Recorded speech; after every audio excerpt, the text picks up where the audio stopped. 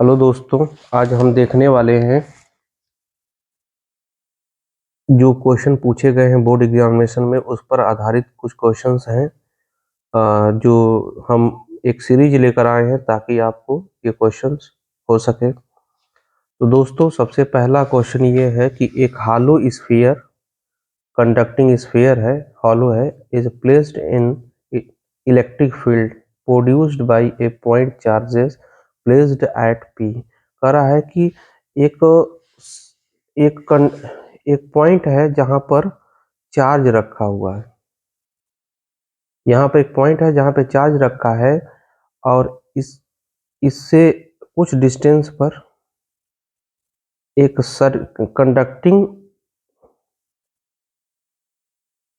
Conducting metallic hollow sphere रखा हुआ है दोस्तों। अब देखते हैं, और यहाँ पे अलग अलग पॉइंट दिया है। यहाँ पर दिया है सी और यहाँ पर दिया है बी, यहाँ पर दिया है ए। कह रहा कि इन ए बी पर इलेक्ट्रिक पोटेंशियल कितना होगा। दोस्तों, मैं एक बात बता दूं कि अगर इलेक्ट्रिक फील्ड में रखा हुआ है तो इसके चारों तरफ इलेक्ट्रिक फील्ड जनरेट है, तो मेटल के सरफेस पर हमेशा इक्वी पोटेंशियल होता है। यानी कि किसी मेटल के सरफेस पर हर जगह इलेक्ट्रिक पोटेंशियल सेम होता है। ठीक है, जिसको इक्वी पोटेंशियल सरफेस कहते हैं। Equipotential surface, potential surface, equi potential surface वो होता है जिस पर पोटेंशियल हर जगह क्या हो, सेम हो, तो उसी को कहते हैं equipotential surface. The surface where electric potential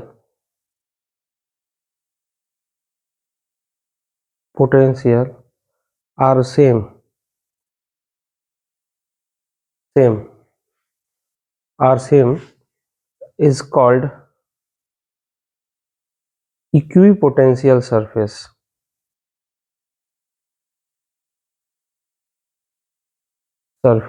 याद रखिएगा इसको, इक्विपोटेंशियल यानी कोई मेटालिक सरफेस है, मेटल का कोई कंडक्टिंग मेटल का कोई सरफेस है और इस सरफेस पर हर जगह पोटेंशियल सेम होगा, इलेक्ट्रिक पोटेंशियल हर जगह सेम होगा।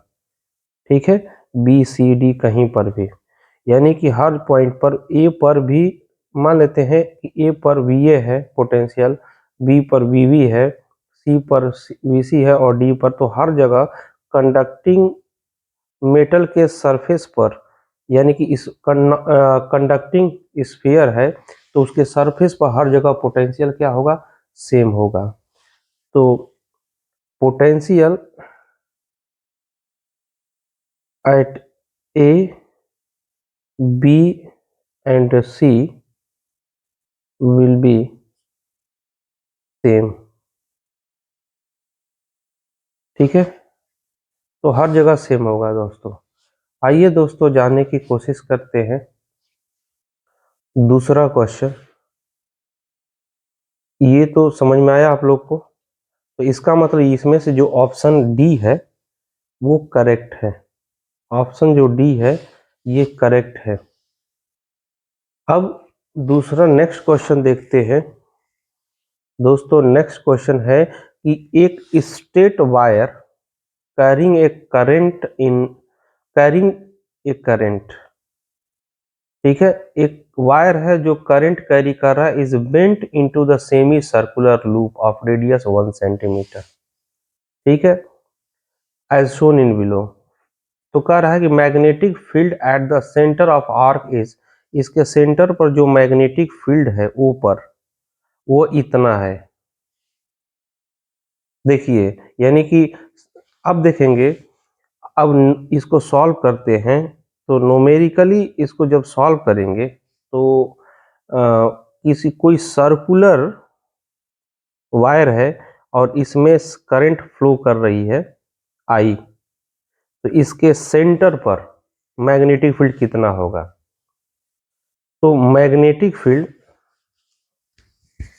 मैग्नेटिक फील्ड समझने की कोशिश करिएगा दोस्तों। मैग्नेटिक फील्ड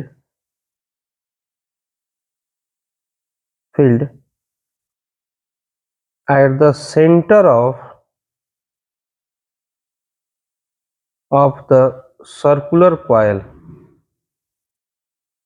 क्या हो जाएगा, B is equal to mu 0 I upon 2R। देखिएगा किसी सर्कुलर क्वाइल या सर्कुलर लूप कह लीजिए, सर्कुलर लूप के सेंटर पर मैग्नेटिक फील्ड ये होता है। R जो है इसका रेडियस है और I इसमें करंट है। तो करंट किसी भी सर्कुलर कॉइल में जब करंट पास करती है तो उसके सेंटर पर जो मैग्नेटिक फील्ड होता है, वेयर म्यू नॉट है परमिबिलिटी ऑफ फ्री स्पेस कहते हैं, और इसकी वैल्यू जो होती है वो 4 पाई इंटू 10 की पावर -7 न्यूटन पर एम्पियर मीटर होता है, याद रखिएगा। अब रेडियस, अब सेमी सर्कुलर होगा तो आधा हो जाएगा मैग्नेटिक फील्ड। ठीक है, सेमी सर्कुलर के लिए जो मैग्नेटिक फील्ड होगा बी डैश, वह इसका क्या हो जाएगा, सेंटर पर सर्कुलर का आधा हो जाएगा। सर्कुलर में इतना है तो सेमी सर्कुलर है, आधा ही है ना, तो इसका रेडियस जो होगा, इसका मैं इस ओ परसेंट सेमी सर्कुलर पर जो है आधा हो जाएगा। तो B dash is equal to 1/2, और ये बी जो है यहाँ से उठा करके पूरा का पूरा वैल्यू रख देंगे mu not I upon 2R। तो बी डैश हो गया mu not I upon 4R हो गया। देखिए ये सेमी सर्कुलर के लिए, हो गया सेंटर पे। मैं अब बी डैश की वैल्यू दिया है, बी डैश की जो वैल्यू है वो दिया है 2.5 इंटू 10 की पावर -4 टेस्ला, और आर की जो वैल्यू है वो दिया है 1 सेंटीमीटर। तो 1 सेंटीमीटर को मीटर में बदलें 10 की पावर -2 मीटर। अब ये वैल्यू रखेंगे, जरा ध्यान से समझिएगा। तो करंट निकालना है इसमें, तो 2.5 इंटू 10 की पावर -4, और यहाँ पर देखेंगे म्यू नॉट की वैल्यू होती है 4 पाई इंटू 10 की पावर -7, और हमें आई की वैल्यू निकालनी है, और अपॉन आर 4 इंटू आर की वैल्यू है 1 इंटू 10 की पावर -2। अच्छा, 4 से 4 कैंसिल हो गया, इससे ये हो गया कैंसिल, तो 2.5 इंटू 10 की पावर -4 पाई बचा, और इंटू 10 की पावर -5 बचा इंटू आई। समझ में आ रहा है दोस्तों? तो अगर बात की जाए इसको, इससे चाहो तो इसको कैंसिल कर सकते हैं, तो 2.5 इंटू पाई इंटू 10 की पावर -1 बच जाएगा आई। अब 2.5 अपॉन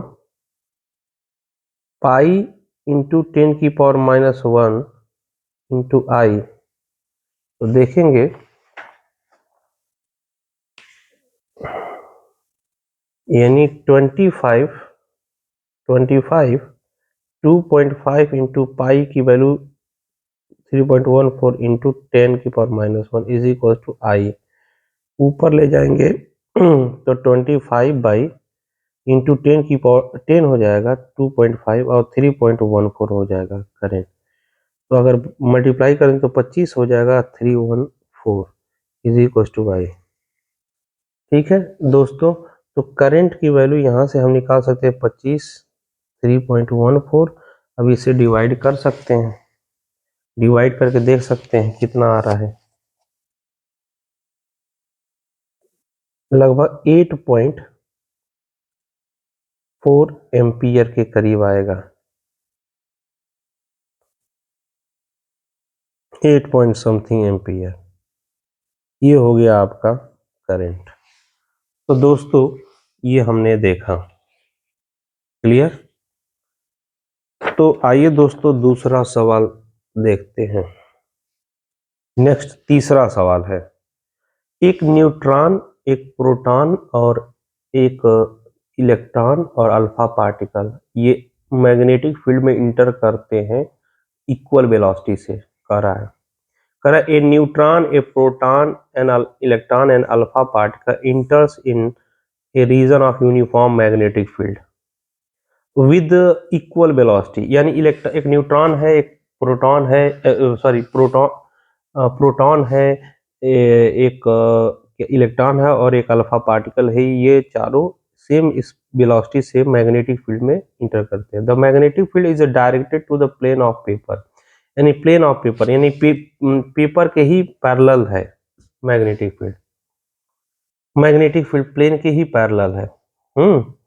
और the magnetic field is directed to the plane of paper. The track of particle are shown in figure related to the track of particle. बताना है कि किस पार्टिकल से कौन सा ट्रैक, किस तरह से पार्टिकल जब मैग्नेटिक फील्ड में इंटर करेंगे, न्यूट्रॉन, प्रोटॉन, इलेक्ट्रॉन, अल्फा, तो उनका उन पार्टिकल का कैसा रास्ता बनेगा, पाथ कैसे बनाएंगे, कैसा ट्रैक बनाएंगे। आइए देखते हैं तो जब कोई भी चार्ज पार्टिकल किसी मैग्नेटिक फील्ड में इंटर करता है तो उस पर फोर्स लगता है। Force at charge particle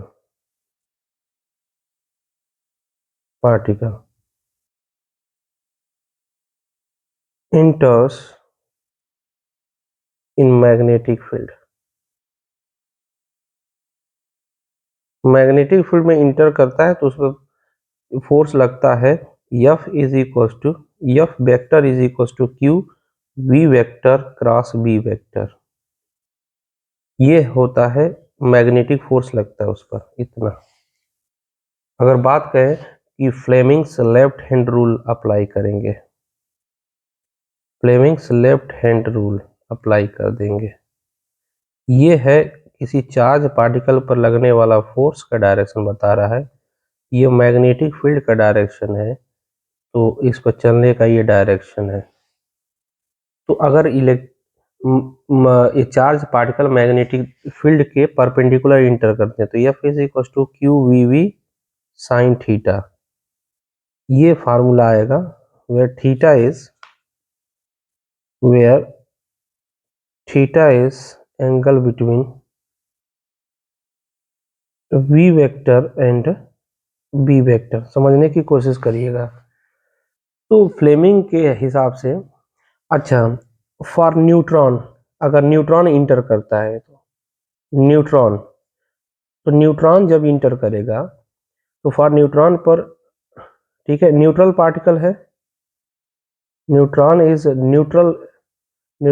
neutral particle, यानी उस पर कोई भी चार्ज नहीं करता। That is no charge at neutron, no charge. Electron पर कोई भी चार्ज नहीं होगा तो न्यूट्रॉन के लिए, तो न्यूट्रॉन के लिए वैल्यू क्या होगी चार्ज की, 0।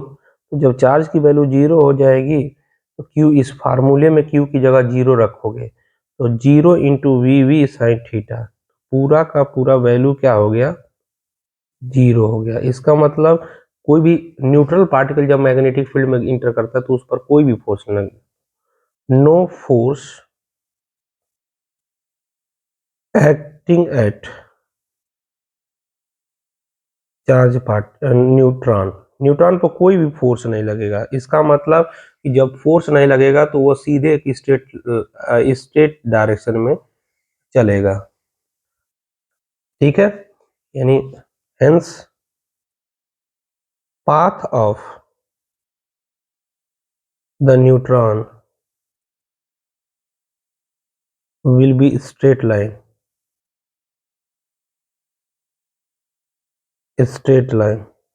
Path of neutron will be straight line, क्योंकि उस पर कोई भी फोर्स नहीं लग रहा है। तो जो ट्रैक ए दिखाया गया है ये न्यूट्रॉन का पाथ है।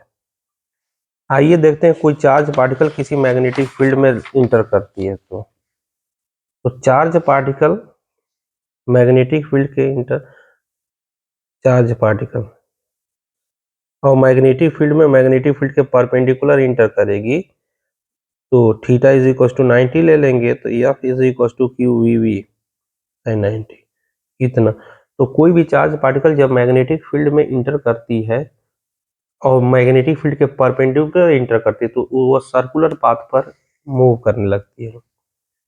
When any charge particle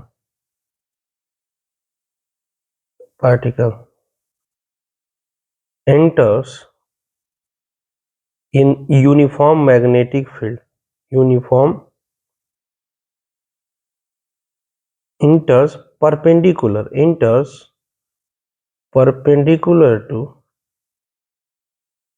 to uniform magnetic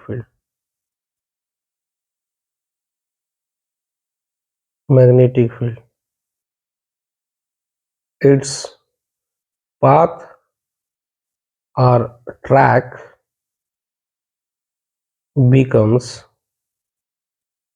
circular by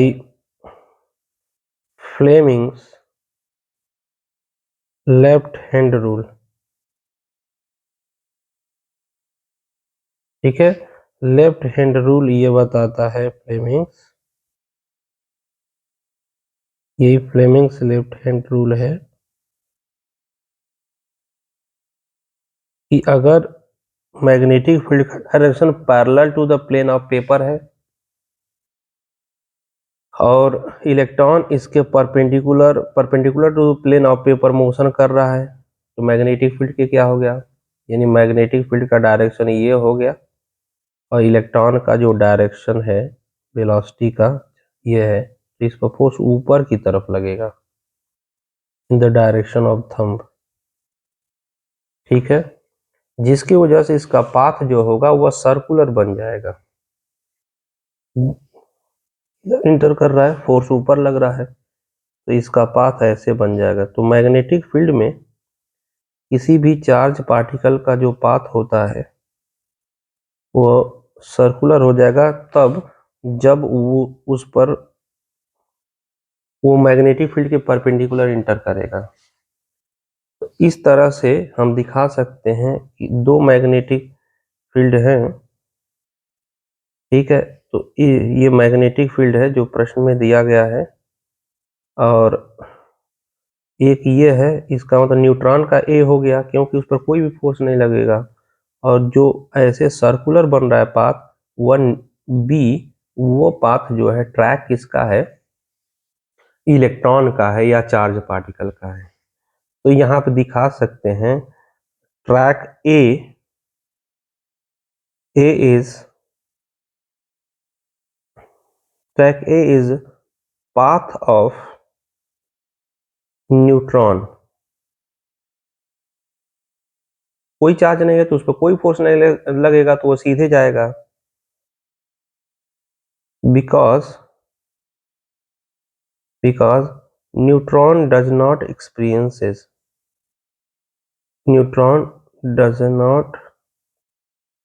experience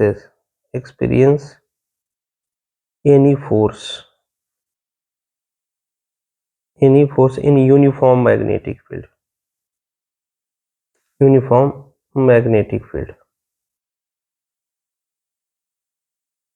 ठीक है। ट्रैक जो बी है is a path of charge particle